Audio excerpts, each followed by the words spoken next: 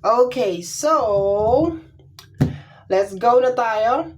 Hello, my dear Taurus. Second half of February 2025, second half. This is from February 16 hanggang sa katapusan. And of course, this is a general reading. Munting paalala lamang po mga my dear Taurus na ang gagawin natin ngayon ay general reading. So, hindi po ito 100% na magre-resonate para sa ating lahat. So, please mga my dear, lower your expectation pagdating po sa mga general reading. Kumusta kayo mga my dear? Kumusta naman ang aking mga my dear?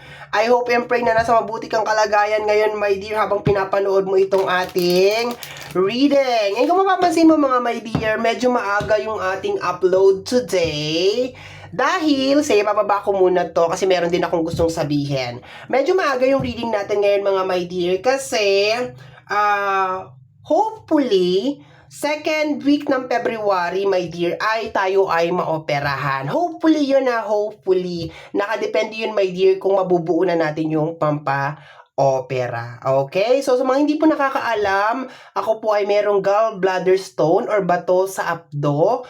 This is already 6 years, no? Parang nag-umpisa to 2019. So, 19, 20, 21, 22, 23, 24, 25. Okay? So, 6 years na siya.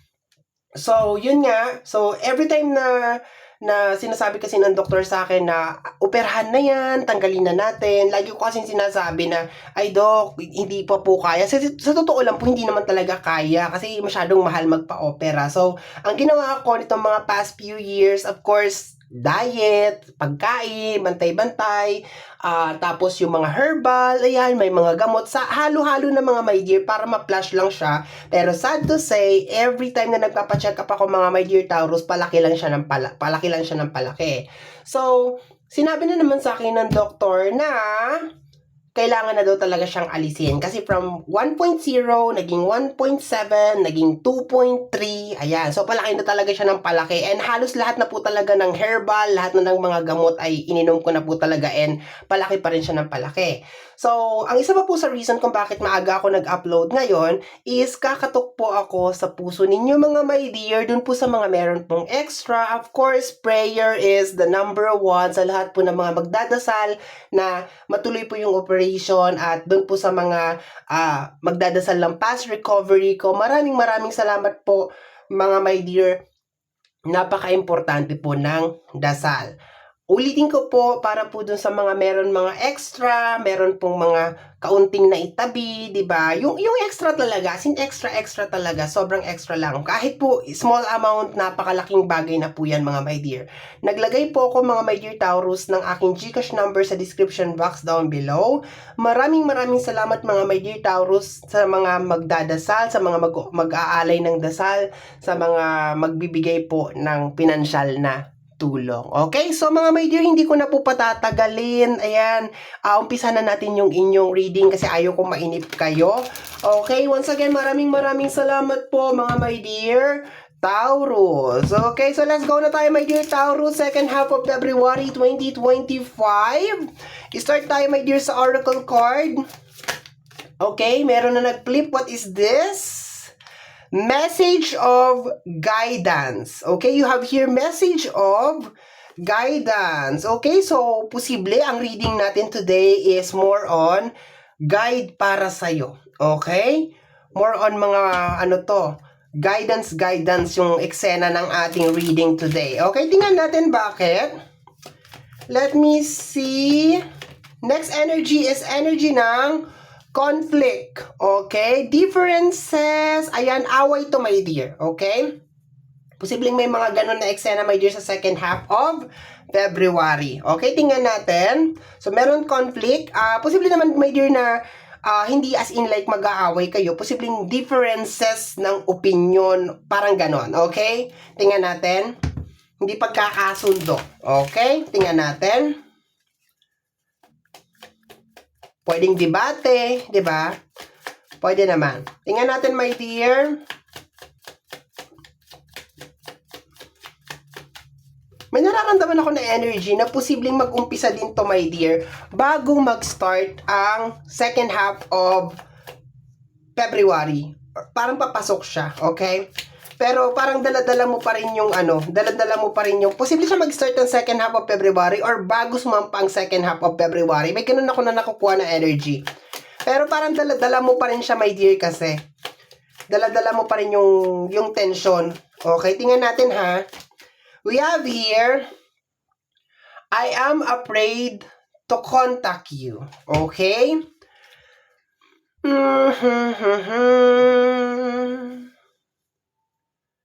I am afraid to contact you. Parang mahirap kang kausapin or natatakot kang kausapin. I think, my dear, parang ang nakukuha ko dito is baka yung pwede mag-start or mag-i-start ng second half ng February is yung meron kang gustong sabihin. Yun ang nakukuha ko, my dear. Pero nararamdaman mo siguro, my dear, na posibleng mag-umpisa to ng tension, okay? Ng hindi magandang energy, okay?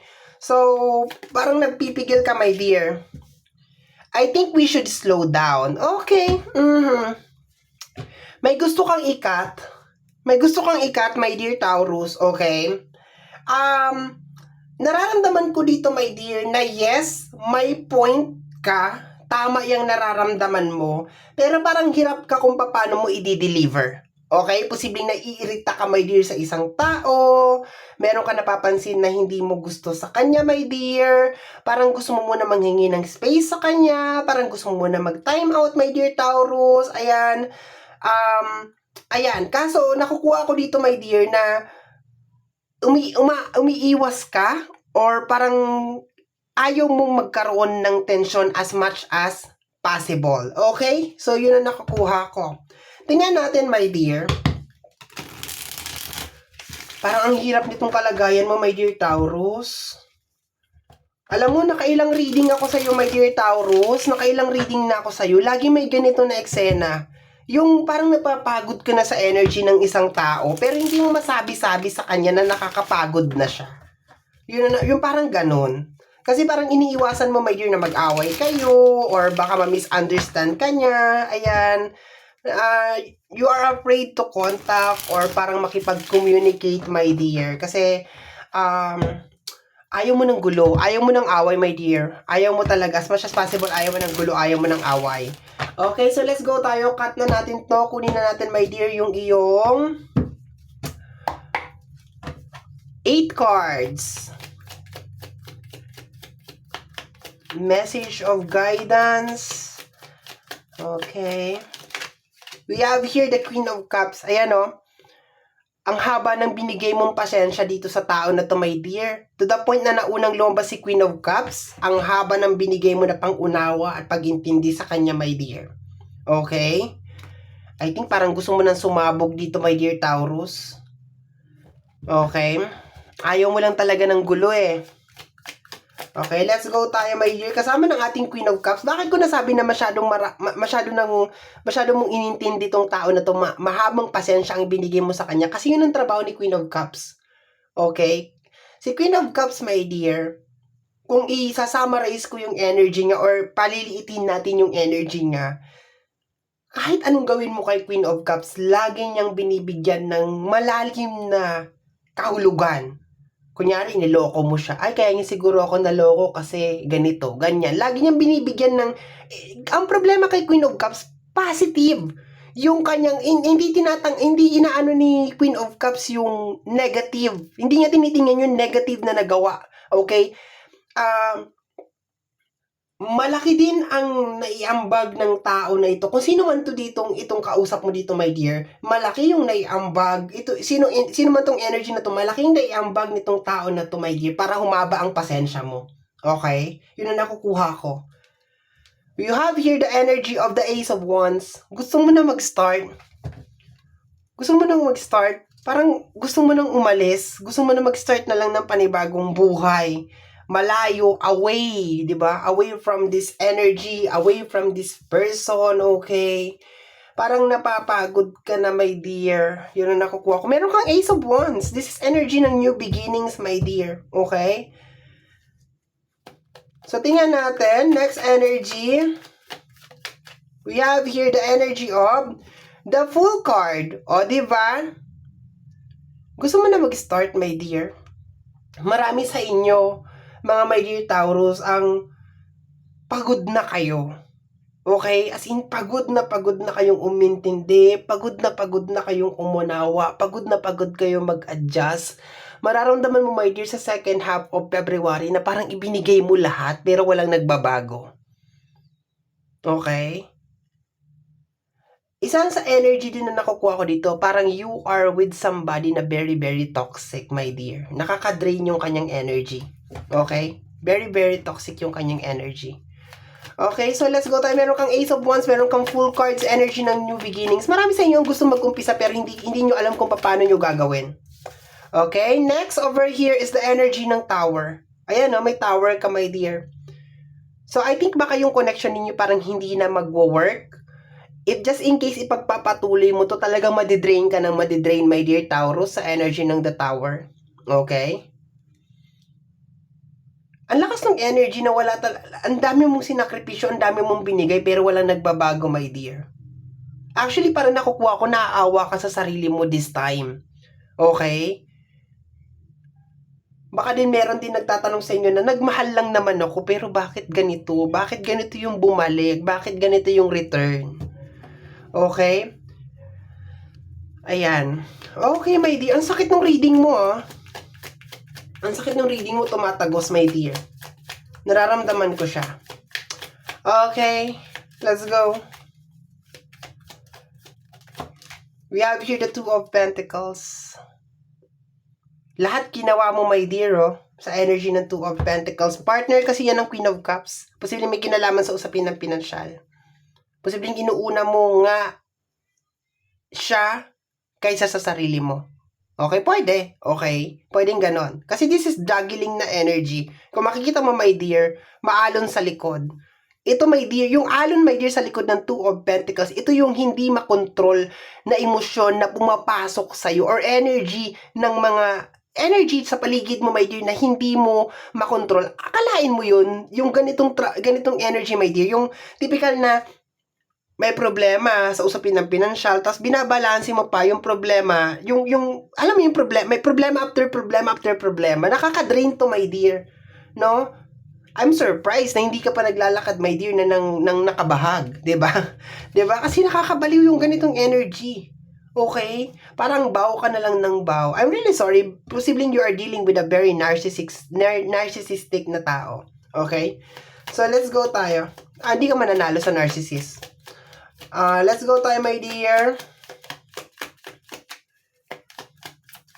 Sabi pa nga nila, if you are dealing with a narcissist person, just don't deal, run, takbo, parang ganon. 'Di ba? Takbo. Pag na-figure out mo na narcissist yung tao na yan, takbo, tumakbo ka talaga sa pinakamalayo. 'Di ba? Yung hindi ka talaga niya maano. You have here the Ten of Swords. You are tired. Kaya gusto mo mag-start kasi you're tired. The Ace of Wands and the Ten of Swords. Ayan, no? Pagod ka na, my dear. Okay? Hindi ko alam kung anong gagawin mo dito, my dear. Pero I think you have the power. You are in control of your life. Yun lang sasabihin ko dito, my dear. You are in control of your life. Isa sa nakukuha ko na message is hindi lahat ng action mo at kilos mo gagawin mo, sasabihin mo. And I think isa pa nakukuha ko dito is be wise with money. No, matuto ka mag-save. Yun ang nakukuha ko pa dito. Remember, itong reading na to is message of guidance. I think hindi ka kaagad makakaalis sa ganitong sitwasyon, my dear. Pero pwede kang maging matalino sa maraming bagay. Okay? This is a confirmation, my dear, na kung sino tong isang energy na to, hindi na to magbabago. Okay? If you decided, my dear, na mag-i-stay ka sa kanya, titiisin mo siya ng ganyan. For the rest of your life, ganyan na talaga siya. Maski anong ibigay mo, my dear, maski dugo mo, kidney mo, balon-balunan mo, ibigay mo sa kanya lahat, hindi magbabago tong tao na to. Once again, posibleng narcissist tong tao na to, my dear. And wala kang laban sa narcissist na klase ng tao. Lagi niyang babalik ta rin yung sitwasyon, gusto niya lagi ka lang susunod sa kanya. Okay? Lahat ng bagay, my dear Taurus, merong katapusan. Okay? So, last 2 cards, my dear. My gulay. I think, my dear, you deserve someone better. You deserve so much better. Oo, marami kang natutunan. Maraming nagbago sa'yo, my dear. Pero, I think you deserve someone better. Nasabi ko na maraming nagbago sa'yo, maraming nag-change sa'yo, nang dahil sa kanya. Kasi parang, nang dahil sa kanya, natuto kang magtimpe. You are the Queen of Cups. Diba? Natuto kang magtimpe, natuto kang umintindi, natuto kang umunawa. Pero, hindi mo na deserve yung ganitong klase ng energy, my dear. Kasi ikaw nag-evolve ka eh. Yun ang pinakamagandang term doon, nag-evolve ka. Nag-improve ka, my dear Taurus, and hindi mo deserve yung tao na hindi nagdi-evolve, hindi nagmamatured, walang changes na nangyayari. Okay, madidrain ka. Ibabalik at ibabalik ka niya sa old way mo, old habit mo, old na ikaw. You evolve, my dear. Nag-transform ka.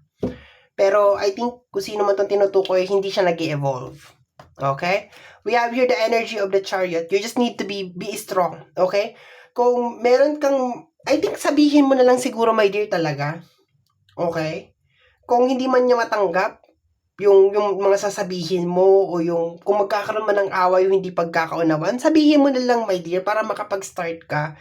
Kasi, ang hirap eh. Mamaya, ma-risk pa yung health mo, or atakihin ka sa puso, or alam mo yun, hindi deserve, parang hindi, nakukuha ko, my dear, na parang hindi deserve, na parang may mangyari sa'yo na hindi maganda, para lang sa tao na to, parang ganun. We have here the energy, we have here the 3 of Wands, my dear, it's time to go.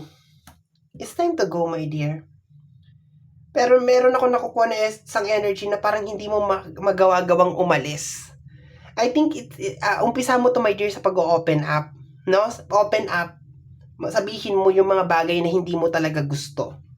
Okay? Bahala na kung mag-away man kayo or something. We have here the 8 of Wands, and ang daming opportunity sa iyo, my dear. Baka blockage mo to.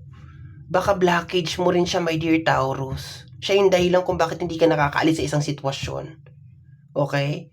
Kasi baka yung problema mo, pati yung problema niya, ikaw yung sumusolusyon o ikaw yung lumulutas. Ang hirap nito. You have here the 9 of Pentacles, the single energy, my dear. You have here the Ace of Pentacles, my dear. Maraming parating sa'yo. And pakiramdam ko parang hindi ibibigay sa'yo yung mga magagandang mga bagay. Or maski ibigay man sa'yo, my dear, yung mga magagandang bagay, parang hindi siya magtatagal because you are dealing with this kind of energy. Okay? Sabi pa nga nila, piliin mo yung mga makakarelasyon mo, piliin mo yung circle mo, piliin mo kung sino yung lagi mong kasama. Kasi baka sila yung nagiging dahilan kung bakit ganyan yung nagiging flow ng life mo. Okay? Pero so far, yung buong reading, my dear, is sinasabi na sa second half of February, posibleng magkaroon ng tensyon, posibleng meron mga tao na hindi matanggap kung ano yung mga sasabihin mo, posibleng manghingi ka ng time out, or gusto mo magkaroon ng time out, okay? Sa isang tao, pero hindi mo masabi-sabi.